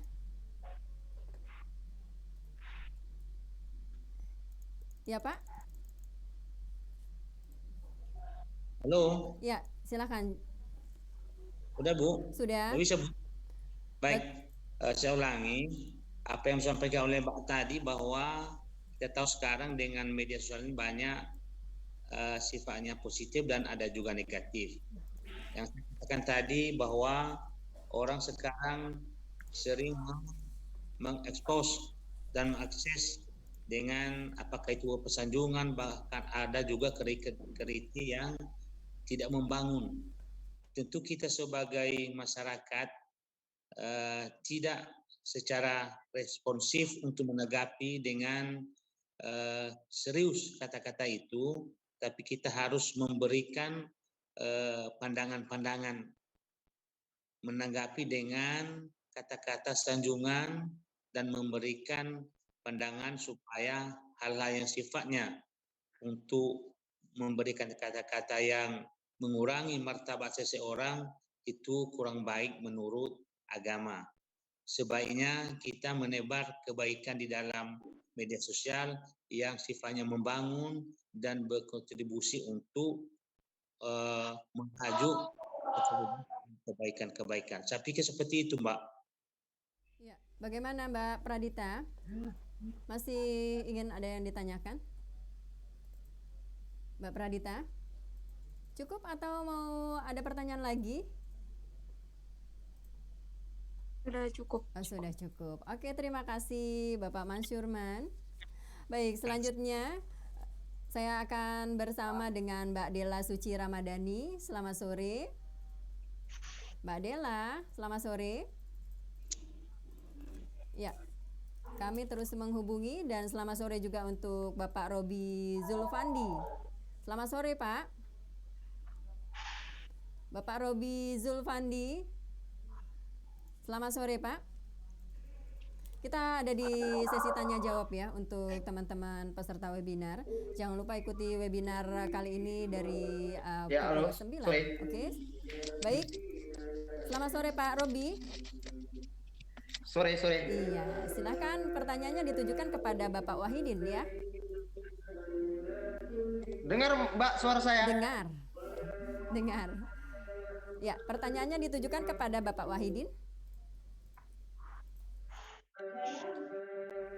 Oke. Ya, makasih moderator. Iya. Dan terhormat para narasumber dan peserta yang hadir. Yang ingin saya bertanya Pak kepada Bapak Wahidin, teknologi digital dapat membantu pelestari sejarah ataupun budaya. Dengan sebuah kelompok masyarakat dapat diakses dengan mudah. Nah, ini kan kita bicara hari ini tema tentang NIAS. NIAS kan sangat terkenal dengan budaya dan potensinya, bahkan hingga sektor pariwisata. Lantas, bagaimana memanfaatkan teknologi digital untuk mendukung budaya suatu bangsa, Pak? Utamanya budaya di NIAS juga bisa. Mampukah era digital memberikan kontribusi nyata bagi upaya memajukan kebudayaan sekaligus merajut spirit multikulturalisme? Karena akhir-akhir ini kan baru heboh Pak, band Korea anak-anak kita tuh teman-teman kita kan. Nah, saatnya mungkin jawaban dan tanggapannya saya kembalikan ke moderator. Terima kasih. Ya, baik. Silakan untuk Bapak Wahidin. Pertanyaannya adalah bagaimana memanfaatkan teknologi digital untuk mendukung budaya sebuah bangsa. Ini pertanyaan dari Mas Robi Zulfandi. Silakan, Pak. Baik, terima kasih Ibu Moderator. Sebagaimana yang kami sampaikan tadi, bagaimana kita upayanya, pada prinsip dasarnya ruang digital yang kita gunakan itu merupakan sebuah alat yang serba terbuka. Jadi karena dia merupakan alat yang terbuka, ini harus dapat kita jadikan sebagai momentum dalam merajut harmonisasi. Nah, ini momentum kita untuk merajut harmonisasi. Tapi di sisi lain, pada sisi lain ini juga dapat menjadi malapetaka. Oleh karena itu, ya pintar-pintarlah kita memilah dan memilih konten-konten sebagaimana yang disampaikan oleh pembicara sebelumnya tadi. Inilah salah satu etikanya. Saya kira itu, Pak. Ya, baik, Pak. Makasih, Ibu Gimana, Mas Moderator. Robi? Sudah cukup atau mau dilanjut pertanyaannya? Mas Robi? Cukup, Pak, cukup. Okay. Makasih. Ya, baik, terima kasih Pak, untuk Mas Robi dan juga Pak Wahidin. Lanjut kembali, selamat sore untuk Mbak Della Suci Ramadhani. Selamat sore Mbak Della Suci Ramadhani. Kita masih berusaha untuk menjumpai Mbak Della Suci Ramadhani. Oke, lanjut kembali Mbak Wardatun Hasanah. Mbak Wardatun Hasanah. Atau kembali lagi saya mau menghubungi Mbak Della Suci Ramadhani. Sudah bisa? Oke, pertanyaannya adalah ini ditujukan kepada Bapak Sri Satata ya. Jadi apa yang membedakan digital di masa depan dan sekarang dari segi teknologi dan aplikasi? Apakah teknologi tersebut mempengaruhi budaya pada masyarakat? Silakan Bapak Sri Satata untuk menjawab pertanyaan dari Mbak Della Suci Ramadhani. Sepertinya ini ada sedikit kendala, Pak. Terima kasih, moderator. Ya. Dari Mbak Della Suci, literasi digital yang membedakan literasi digital masa sekarang dan masa mendatang itu ya. Jadi substansinya itu dari sisi teknologi dan aplikasi. Tentu dari sisi teknologi itu kan berkembangnya itu cepat sekali. Ya, apalagi sekarang. Kemudian aplikasi itu kan bagian dari teknologi. Ya, aplikasi itu bagian dari teknologi karena kan akan muncul aplikasi-aplikasi yang baru, dan tentu yang survive itu nanti yang paling efektif, mungkin paling murah, dan aplikasi gratis dan sebagainya.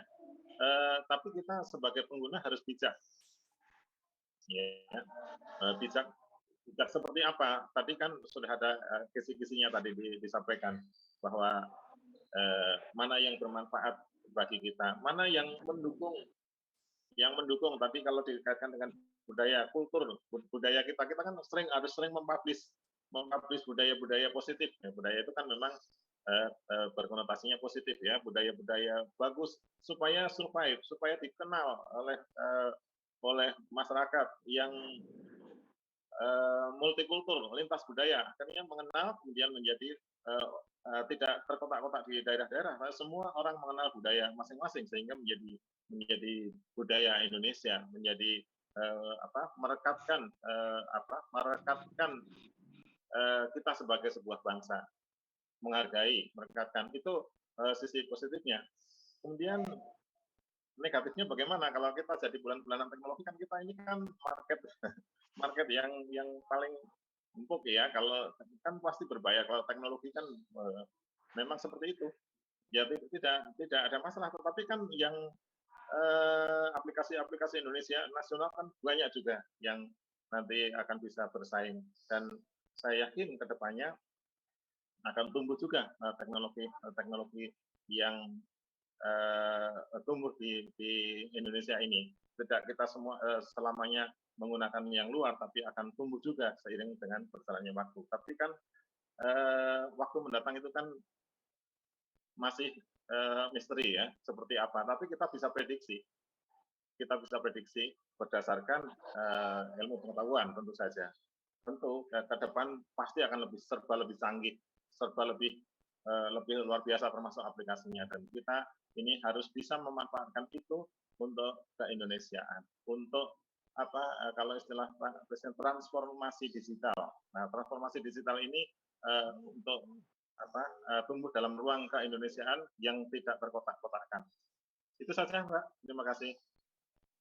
Bapak Sri Tata. Selanjutnya, kami informasikan juga untuk teman-teman peserta webinar, link absensi ini akan ada di akhir ya. Untuk kolom chat tidak dijadikan tempat absen, mohon ya. Untuk Anda yang sudah bertanya, dimohon untuk tetap berada di Zoom room karena bisa jadi pertanyaan Anda akan terpilih dan mendapatkan imani. Lanjutnya kita kembali, selamat sore untuk Mbak Wardatun Hasanah. Mbak Wardatun Hasanah, selamat sore. Apakah sudah kembali terhubung bersama kami? Iya, selamat sore. Oh iya, udah selamat sore. Baik, ini pertanyaannya ditujukan kepada Bapak Tendi ya, Mbak ya? Iya. Iya, silakan. Selamat sore Pak Tendi. Sebelumnya, terima kasih. Perkenalkan, nama saya Wardatun Hasanah. Iya. Saya dari Forum Anak, khususnya di Sumatera Utara. Pertanyaan ini bisa ditujukan kepada Pak Teddy atau Bapak Sri Hartata.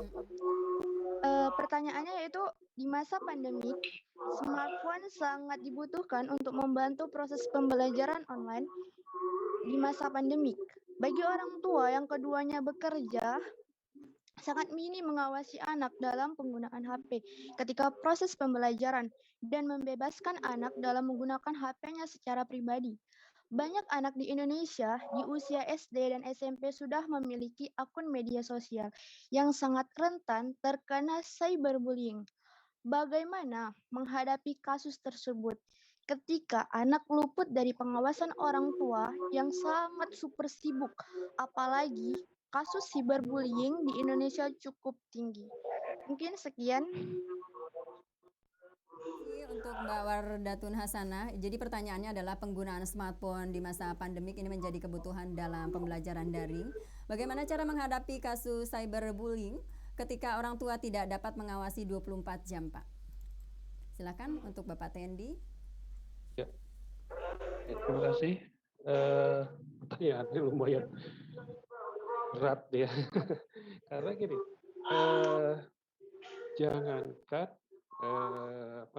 jangankan menggunakan smartphone ya, dan anak-anak punya akun di medsos dan sebagainya. Pada saat-saat orang tua bisa mengawasi saja, ya, hal-hal seperti itu akan sulit ya. Tapi ada fitur-fitur yang bisa membuat kita membatasi usia ya, bagaimana anak bisa tidak masuk di akun sana, itu bisa kita. Jadi tentunya kita tidak bisa, memang jangankan orang tua yang super sibuk ya, orang tua yang di rumah saja kadang-kadang nggak tahu nih bagaimana fitur itu, bagaimana keamanannya ya. Contoh ringan saja, kita lihat di televisi ya, ini ada tayangan untuk semua umur, kemudian apakah karena merasa itu tayangan untuk semua umur, orang tua juga biasanya coba ya sudahlah, ini kan untuk semua umur, biarkan saja anak-anak juga menonton tayangan tersebut. Padahal di situ ada kode SUIPO, bimbingan orang tua misalnya, ada bimbingan orang tua. Nah, apakah orang tua suka membimbing ketika anak-anak itu nonton? Ya. Nah, jadi kembali pada orang tuanya, bagaimana kita membatasi anak-anak itu masuk di akun-akun medsos. Ya. Dan ini anak-anak ya, bukan remaja ya. Kalau remaja akan lebih sulit lagi, biasanya akan lebih sulit lagi. Ini remaja, anak-anak saya memang sudah sulit. Kemudian ada kalau di fitur-fitur yang memang coba lihat di media sosial, ada yang membatasi usia, ya. Ada yang membatasi usia. Jadi cyberbullying itu bisa terjadi ya memang bukan hanya pada anak-anak juga, bisa kemana-mana ya, bisa juga. Tapi yang jelas bahwa sebagai orang tua, ya sebagai orang tua kita pertama itu harus bisa melihat akun media sosial mana saja yang bisa digunakan oleh anak-anak. Ya. Atau kita batasi betul-betul fiturnya tidak bisa di smartphone ini untuk anak-anak tidak untuk ada akun-akun medsos yang ada medsos yang tidak bisa kita matikan saja aplikasi-aplikasinya, ya itu akan lebih aman untuk anak-anak kalau memang untuk anak-anak ya untuk menghindari itu. Jadi jangan biarkan anak-anak sendiri bermain dengan media, termasuk televisi. Apakah film kartun itu untuk anak-anak juga aman? Itu tidak. Bagaimana ada di situ ada kekerasan, itu perlu penjelasan. Nah inilah pendampingan ini.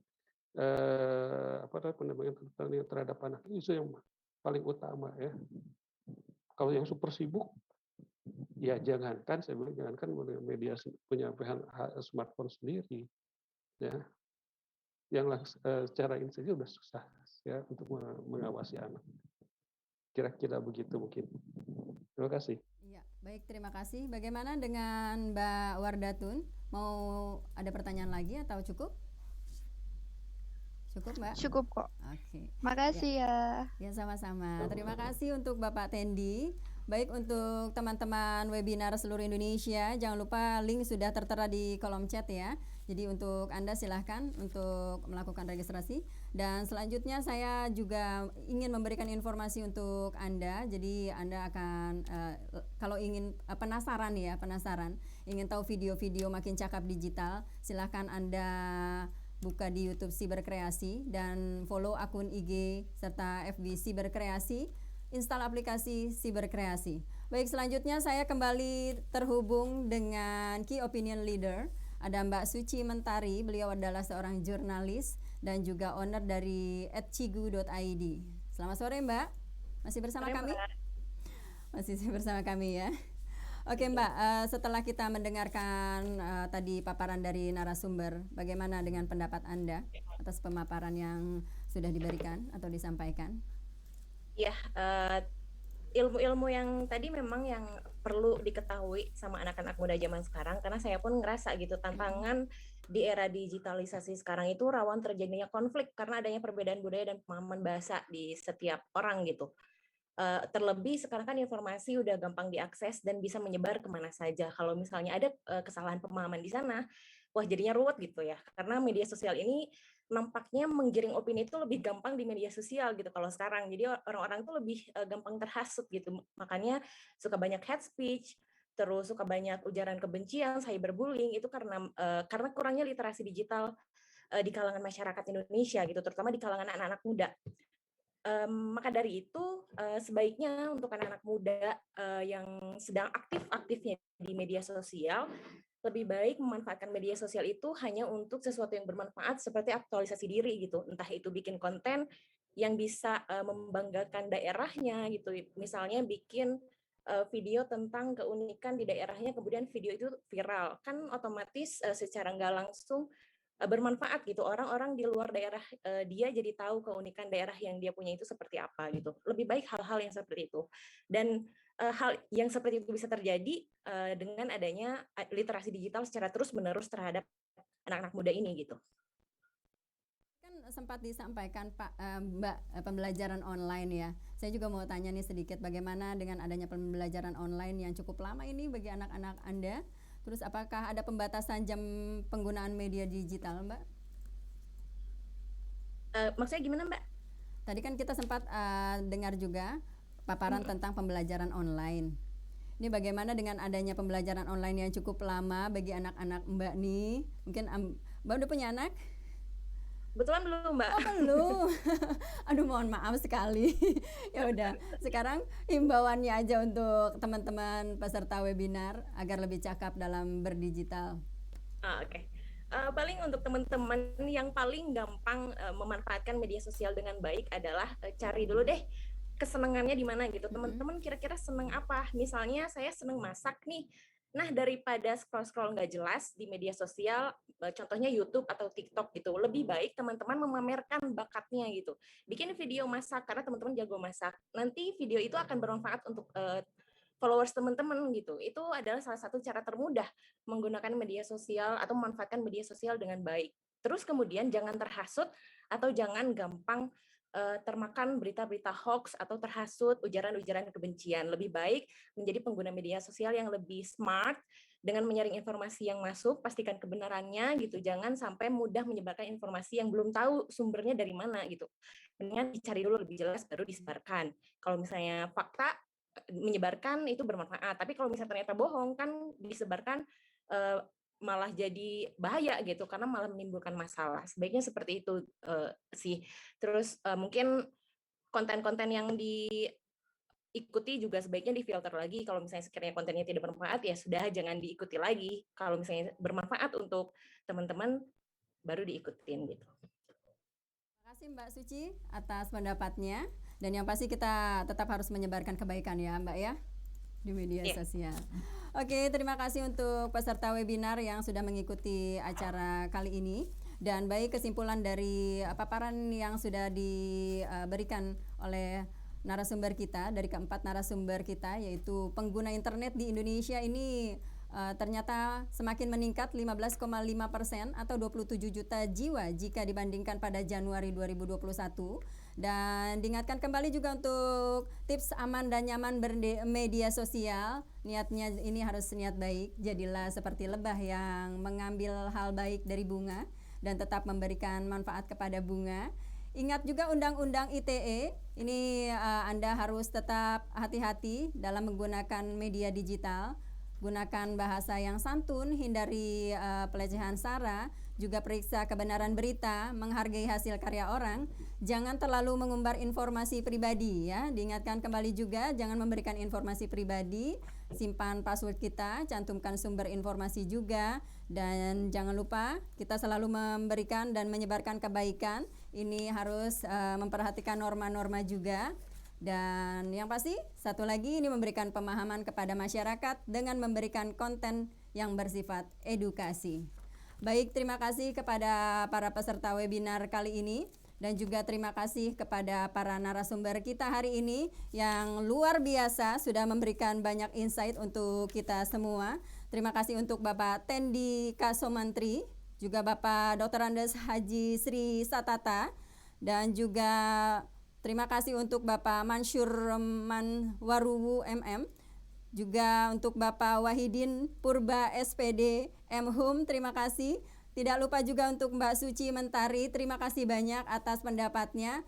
Dan juga mohon maaf apabila ada kesalahan dalam penyebutan nama dan gelar. Dan untuk semuanya, semoga bisa mengikuti terus webinar setiap harinya dari pukul 9 sampai dengan 17 waktu Indonesia Barat. Baik, salam literasi, Indonesia makin cakap digital. Saya Rupiana Sari pamit, tetap semangat. Wassalamualaikum warahmatullahi wabarakatuh. Waalaikumsalam warahmatullahi wabarakatuh.